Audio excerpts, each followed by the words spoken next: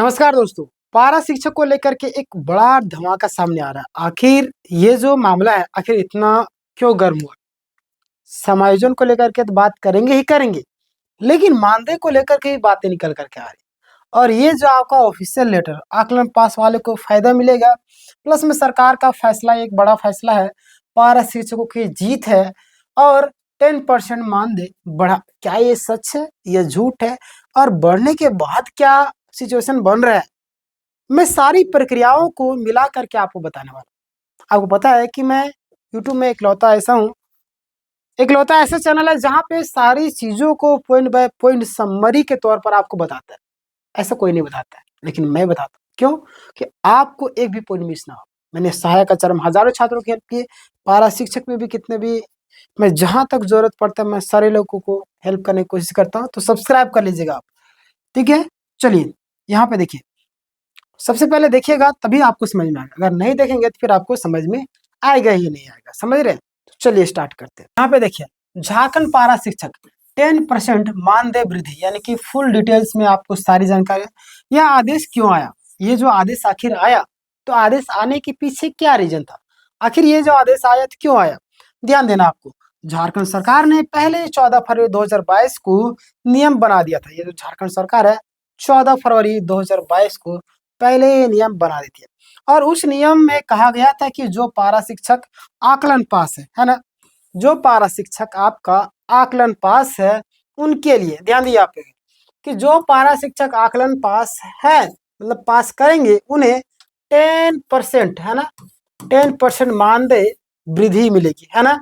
और अब उसी नियम को लागू करने के लिए जिलों में पत्र भेज दिया गया, है ना। अब ये जो नियम है 10% मानदेय वृद्धि को लेकर के, इसको लागू करने के लिए जिला में पत्र भेज दिया गया, है ना। जिला में क्या कर दिया गया? पत्र को भेज दिया गया। अब आप यहाँ पे ध्यान देंगे, समझ रहे हैं? आकलन पास का सही मतलब क्या होता है? बहुत सारे लोग को पता भी नहीं होता है ना। बहुत सारे लोग फर्जी लोग होते हैं, बहुत सारे लोग पकड़ा रहे हैं, पता है कि नहीं पता है? आपको पता होगा। गलत तरीके से ना करें दोस्त, आप गलत करेंगे आपके साथ गलत होगा, ध्यान देना। आकलन पास पारा का सही मतलब क्या है? तो पारा शिक्षक के लिए एक योग्यता, यानी कि असेसमेंट टेस्ट होती है ना। एक आपका योग्यता होती है और यह दो प्रकार से होती है। अगर मैं आपको यहाँ पे बताऊं तो आप यहाँ पे गौर कीजिएगा, ध्यान देना आपको। दो, आपका पहला आपका प्रथम आकलन यानी कि फर्स्ट असेसमेंट, द्वितीय आकलन मतलब कि सेकंड असेसमेंट। इसमें पास होने वाले को लाभ पत्र मतलब कि इसमें इसमें जो भी लोग पास होंगे ना, उसको लाभ के पात्र होंगे, यानी कि लाभ मिलेगा उनको, ठीक है।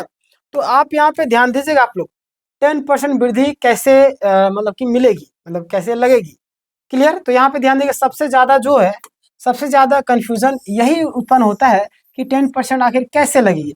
तो 10% जो आपका करंट सैलरी है ना, इस पर नहीं लगेगी, बल्कि यह लगेगी बेसिक, है ना, जो आपका नॉर्मल जो आपका मानदेय है उस पर लगे, है ना। समझ रहे हैं ना? जो आपका बेसिक है उस पर लगी, है ना।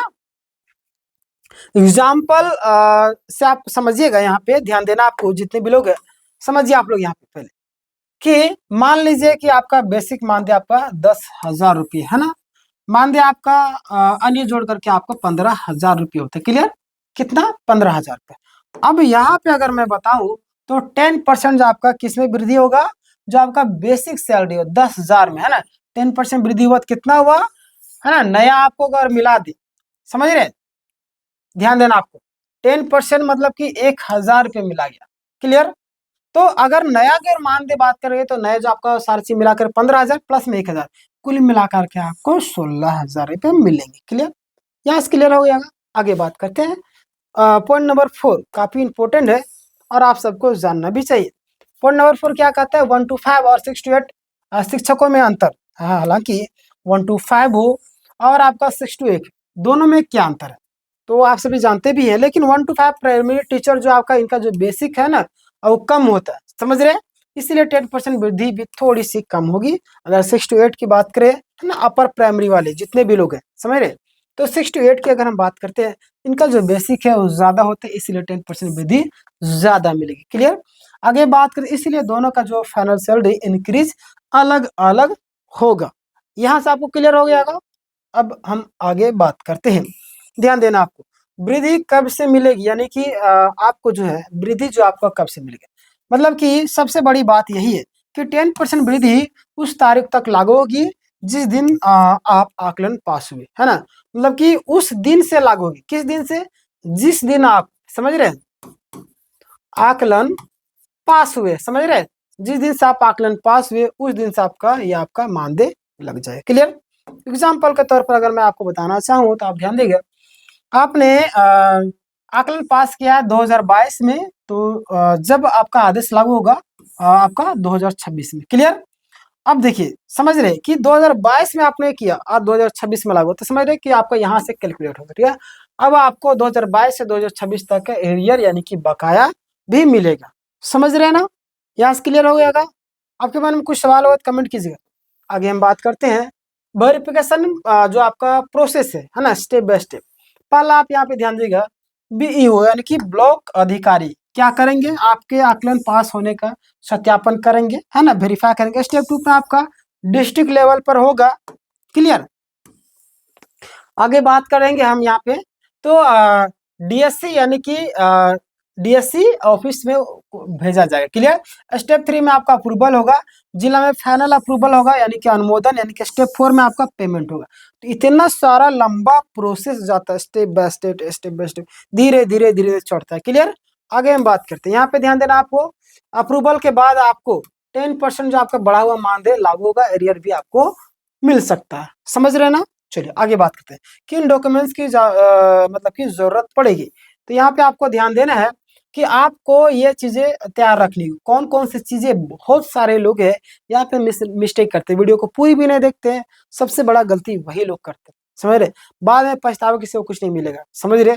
तो जानकारी अगर आपके सामने प्रस्तुत किया था तो 8 मिनट का रहता है वीडियो, 10 मिनट के आसपास में रहता है, 7 मिनट का भी, 6 मिनट का भी, 8 मिनट का, तो आपको इतना तो टाइम दे ही सकते हैं, है ना। अगर इतना भी टाइम नहीं दे पा रहे तो समझिए कि हमारा जीवन, अब क्या बोले, आप समझदार हैं, आपके जरूरी इन्फॉर्मेशन रहेगी तो आप टाइम नहीं दे पाएंगे, है ना। चलिए बात करते हैं, आकलन पास सर्टिफिकेट, आपको नियुक्ति पत्र, आपका सेवा विवरण, है ना, सर्विस जो आपका रिकॉर्ड है, बैंक का जो डिटेल है, समझ रहे हैं, बैंक का सारा चीज डिटेल होना चाहिए।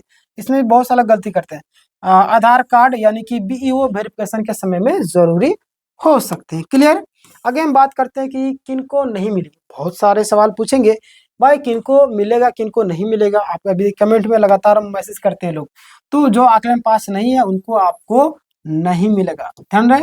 चलिए, जिनका वेरिफिकेशन नहीं हुआ उनको भी आपको नहीं मिलेगा। क्लियर। जिनका रिकॉर्ड इनकम्प्लीट यानी कि कंप्लीट नहीं है उनको भी नहीं मिलेगा। यहाँ मैं कुल मिला करके बात करें तो ये तीनों का आपको नहीं मिलेगा। क्लियर। आगे हम बात करते हैं, तो आप यहाँ पे ध्यान दीजिएगा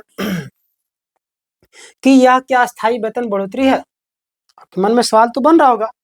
तो यह एक अस्थाई यानी कि परमानेंट वृद्धि है, एक बार लागू हो गया तो हमेशा आपको मिलेगा। क्लियर हो गया। चलिए आगे बात करते हैं, आगे क्या हो सकता है, आगे जो आपका क्या हो सकता है।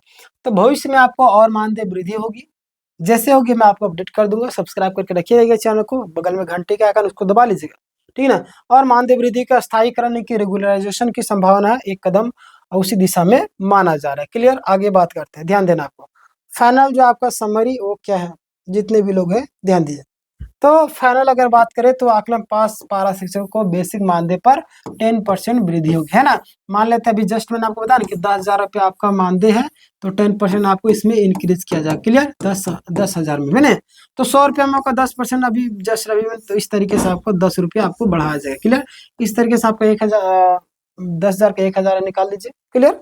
बात करते हैं इसी तरीके से अस्थायी वेतन प्लस एरियर आपको मिलेगा, रास्ता पूरी तरीके से साफ है। अब आपके मन में सवाल उत्पन्न हो रहा होगा कि क्या जो ये मानदेय है बहुत सारे लोग को नहीं मिला, उनको क्या करना चाहिए। अब आप अब क्लियर करेंगे डाटा तभी तो आपको क्लियर मिलेगा, समझ रहे। अब आपके मन में सवाल उठ रहा होगा कि ये जो समायोजन जो है ना, एक हमारे छात्र है मतलब एक हमारे जो टीचर है पारे टीचर में ही, तो समायोजन को लेकर के ना, समायोजन को लेकर के जो आपको सुप्रीम कोर्ट में सुनवाई हुई उसको लेकर के डायरेक्ट कॉल कर दिया, मैंने बात किया, बोले उस पर कोई कुछ बताइए। देखिए अब आपका फैसला रिजर्व रख लिया गया, अब जो फैसला आपका क्या क्या रिजर्व रखा गया, समझ रहे। रिजर्व जब फैसला रखा गया है तो आप समझिए कि 15 दिन में, जैसे सीजन की बात करें तो 15 दिन में आपका फैसला को कंप्लीट कर दिया गया था, 15 दिन के आसपास लगे थे। अब इसमें आपको 15 दिन के आसपास हो ही गया है। अब देखिए इस महीने के अंतिम तक तो सुनवाई मतलब कि फैसला दे देना चाहिए, समझ रहे हैं? थोड़ा-सा वेट करना होगा आपको और उम्मीद है कि आप सबके पक्ष में फैसला आएगा और जिसमें देखिए वो पल याद कीजिएगा जब आपका समायोजन हो जाए, कितनी खुशी वाली बात होगी, है ना? तो ज़िंदगी का सबसे बड़ा सपना पूरा हो जाएगा आप सबका और उम्मीद है कि आप सबका सपना ज़रूर पूरा होगा। याद रखिए आपने मेहनत किया है, सेवा दिया है, हज़ारों छात्रों को, लाखों छात्रों का भविष्य बनाए हैं, तो ज़रूर आप सबका सपना पूरा होगा। ईश्वर से यही कामना करता हूँ। बाकी बात जो भी होगा देखिए याद रखिए जीवन में जो भी होता है अच्छे के लिए होता है, इस माइंडसेट से आपको चलना है, जीवन में कभी भी दुखी नहीं रहेंगे, है ना? बस इसी माइंडसेट को लेकर जो भी ठीक है, कोई मार भी रहा था, हाँ ठीक है चलो मारो भाई, शायद मारना ही लिखा था। है ना? ये किस्मत के भरोसे नहीं सोना, बस जो होता है अच्छे के लिए, ये माइंडसेट रखना, है ना?